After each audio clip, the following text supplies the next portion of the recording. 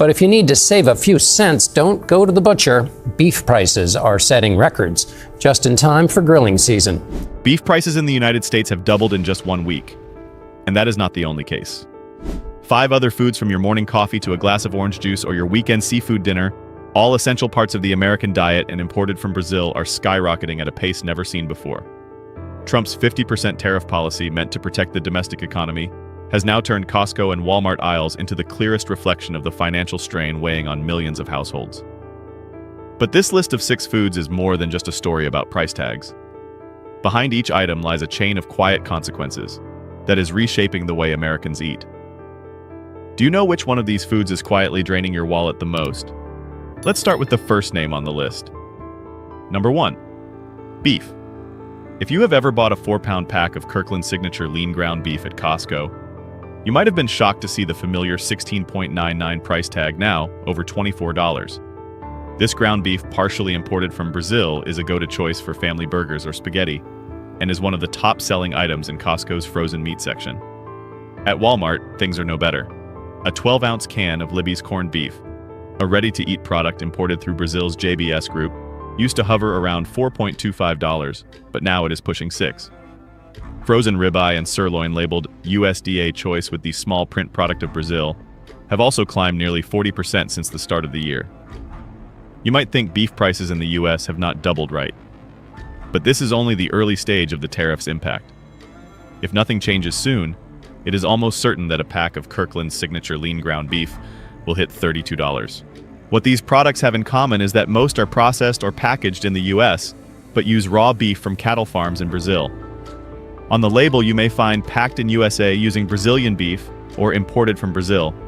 Details few noticed before, but now a clear signal that the price will be much higher than domestic beef. With the 50% import tariff in place, every pound of Brazilian beef costs a few extra dollars right at the port. That difference shows up immediately on retail shelves. A family BBQ for 4 with Brazilian ribeye that used to cost around $25 can now run over $40. This has forced many to change their menus, switching to chicken pork or cutting back on red meat portions. The impact reaches beyond supermarkets. Fast food chains like Burger King and Wendy's, which use a mix of imported beef in some menu items, are rethinking portion sizes or adjusting prices. A burger that once felt like an easy choice is now something many think twice about. Data from the U.S. Department of Agriculture shows that in Q2 2025, beef imports from Brazil fell about 15% year over year, yet the average price per pound nearly doubled.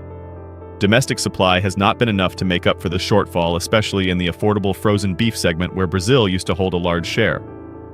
A walk through Costco or Walmart shows the shift clearly. Many shoppers now choose domestic USDA prime or choice beef even at higher prices, just to avoid the indirect tariff hit from imports. Others are experimenting with plant-based substitutes or mixing chicken and beans into recipes to save money. But if you think rising beef prices only affect the main course, that is just the surface.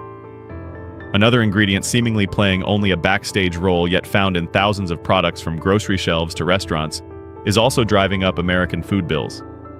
And this one is an even quieter shock. Number 2. Soybeans. You may have never bought a sack of raw soybeans at the store, but there is a good chance that you consumed something made from Brazilian soybeans this morning without knowing it. A protein smoothie at Starbucks, a bottle of Wesson oil in your kitchen, or even the chicken sandwich at McDonald's could all trace back to vast soybean fields in Brazil. Brazil is currently the world's largest soybean exporter, and the U.S. relies on it for countless industries from food processing and plant-based milk production to livestock feed. Millions of tons are shipped from ports like Santos and Paranagua to the U.S. each year, then crushed into meal or refined into oil, to become ingredients in thousands of products found at Costco, Walmart, Target, or in the industrial kitchens of Subway and Burger King. When the 50% import tariff on Brazilian soybeans took effect in August 2025, every cost calculation changed. Just clearing customs added tens of thousands of dollars per container. Processors could not absorb all of it, so most of the increase landed on consumers.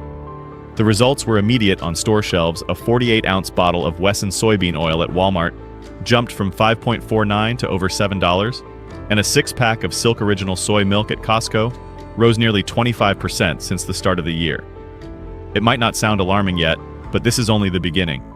USDA data shows that in Q2 2025, U.S. imports of Brazilian soybeans fell over 20% from the same period last year, while the average import price climbed nearly 50%. At the same time, Asian markets, especially China and Japan, have been ramping up purchases for stockpiling, pushing global prices even higher. If supply remains tight into the fall, experts warn that soybean oil, soy milk, and related products could easily double in price compared to early 2025 levels. What many do not realize is that soybeans affect far more than plant-based products. Over half of all animal feed in the U.S. contains soybean meal. When that gets expensive, the cost of raising cattle, chicken, and pigs goes up too, driving meat, egg, and dairy prices higher. It is a domino effect. Even if you never drink soy milk or use soybean oil, you still pay more for your daily meals. In processed foods, soy is everywhere. Granola bars at Costco, mayonnaise at Subway, or protein cookies at Walmart all use soybean oil or soy flour. When prices rise, manufacturers often turn to shrinkflation, keeping prices the same but reducing product size or weight. You end up paying the same, but getting less, a quiet form of inflation many do not notice right away.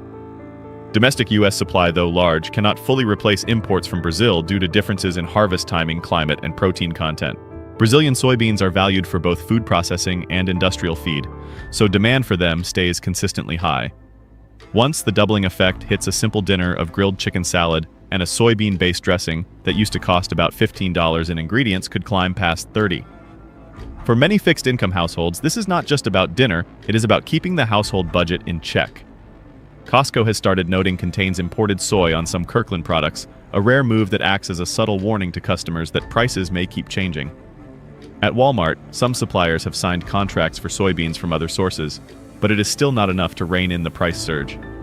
If beef is a hard punch to the wallet, soybeans are a slow bleed, a little more each week until the end of the month's bill catches you off guard. And this is only the second ingredient. The next one, tied to the morning routine of millions of Americans, is seeing price hikes big enough to shock even those who have never paid attention to the economy. Number 3, coffee. Picture this. You walk into your kitchen this morning, open the cupboard, and grab your usual coffee. Maybe it is a can of Folgers Classic Roast from Walmart, a jar of Maxwell House from Costco, or a bag of Starbucks whole bean roast. You scoop the grounds into the coffee maker, that familiar aroma fills the air, and everything feels like any other day. Until you glance at last week's receipt and realize the price is nothing like before. The 50% import tariff on Brazilian coffee has jolted the market. A 60-kilogram bag of green Arabica beans, the raw ingredient for American roasters, now costs nearly 40% more than at the start of the year. At retail level, a 48-ounce Folgers can at Walmart has climbed from about $10.99 to over $14, while a 20-ounce bag of Starbucks Pike Place at Costco jumped from $15.99 to nearly $21. What makes coffee such a pinch point on household budgets is how deeply it is ingrained in daily life. Nearly 70% of Americans drink coffee every day, and for many over 50, it is a morning ritual that is hard to give up. When prices rise, people rarely quit coffee altogether. Instead, they cut other expenses to keep the habit alive. That makes coffee a price-defying product and the reason retailers can keep inching prices up while still holding on to sales. It is not just beans or ground coffee. Ready-to-drink products are feeling the squeeze too. A Starbucks double-shot espresso can at Walmart, a Kirkland cold brew pack at Costco, or Nespresso pods all use imported Arabica beans, and prices per unit are up 15 to 25% in just a few months. At this pace, a doubling in price no longer feels far-fetched. Run the math. If you buy a $20 bag of coffee each month, doubling the price means an extra $240 a year just for home brewing.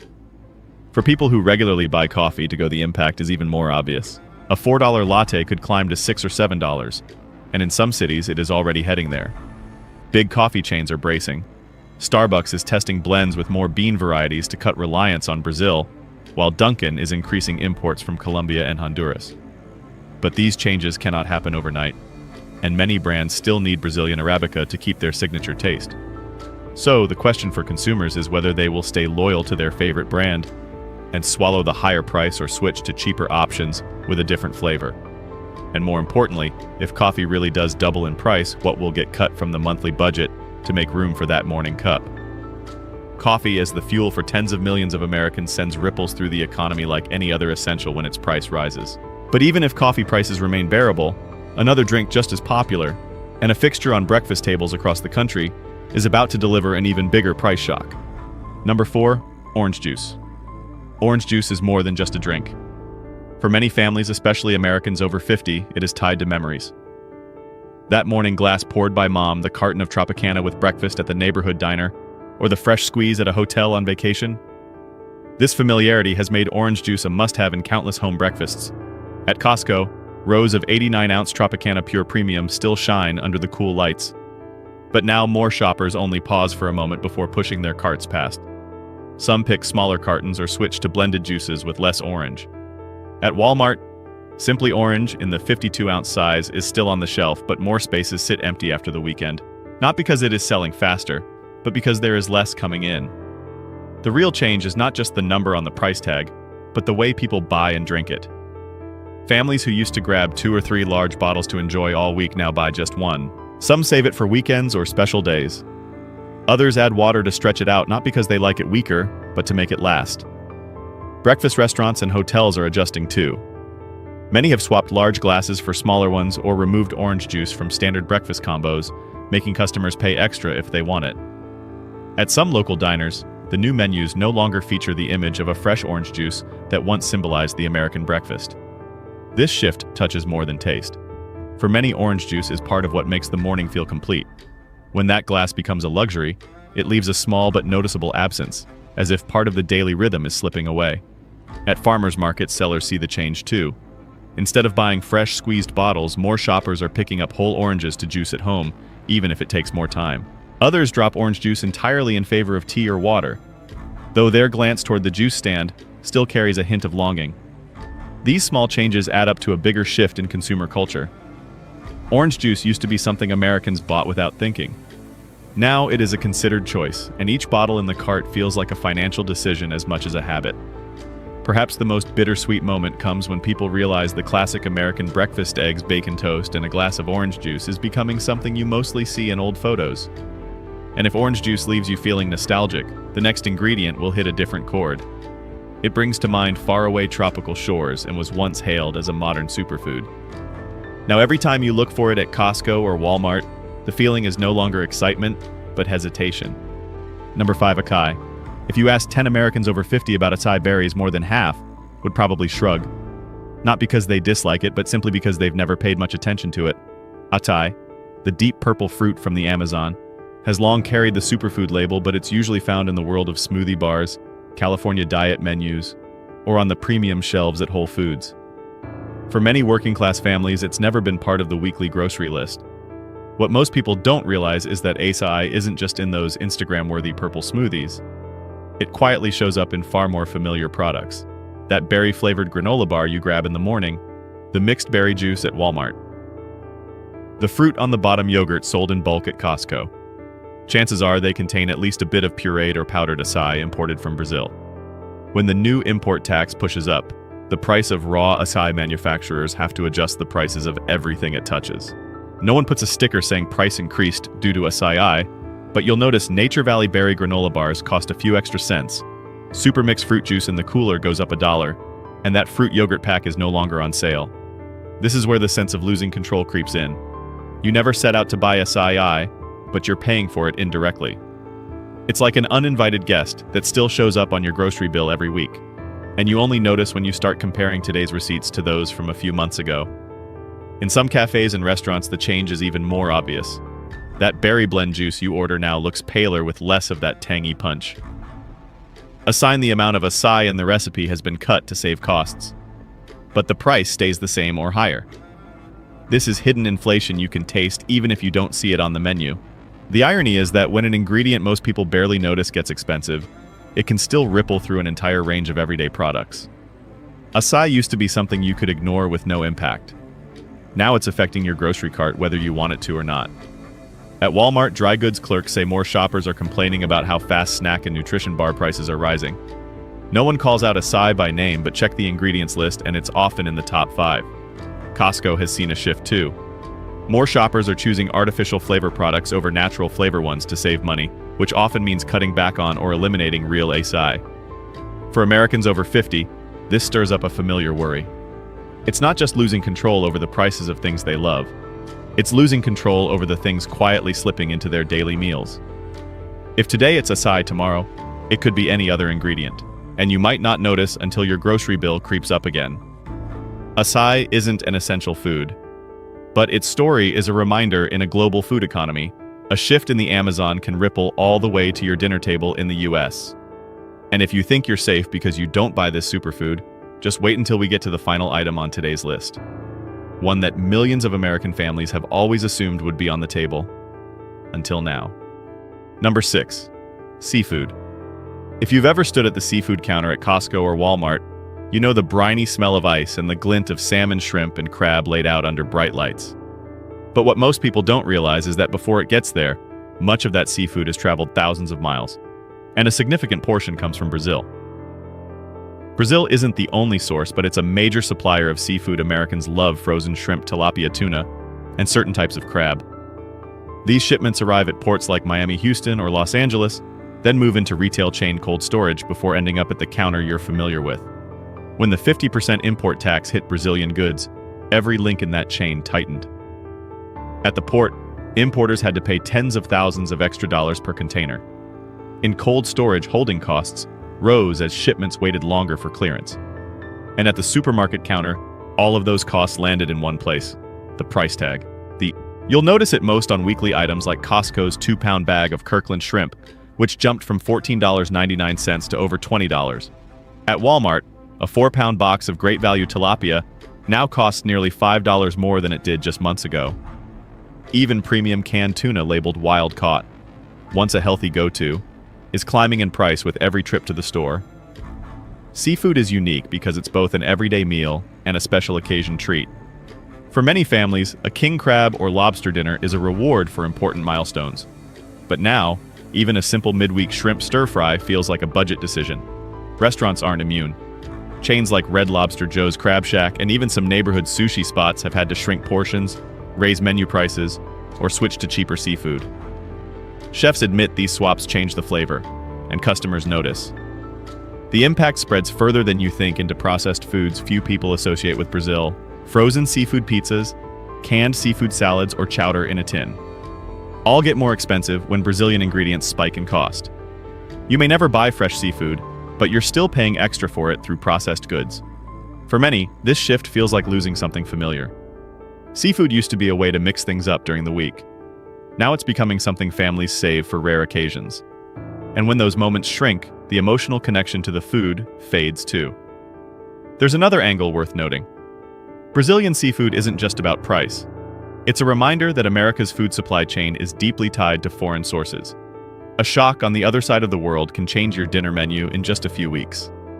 Those images of seafood containers stuck at the port of Miami aren't just a logistics story. They're the story of dinner tables, grocery bills, and eating habits across millions of American households. And when you look back at all 6 foods on this list, the real question might not be how high prices will go, but how much of your dinner plate you still control.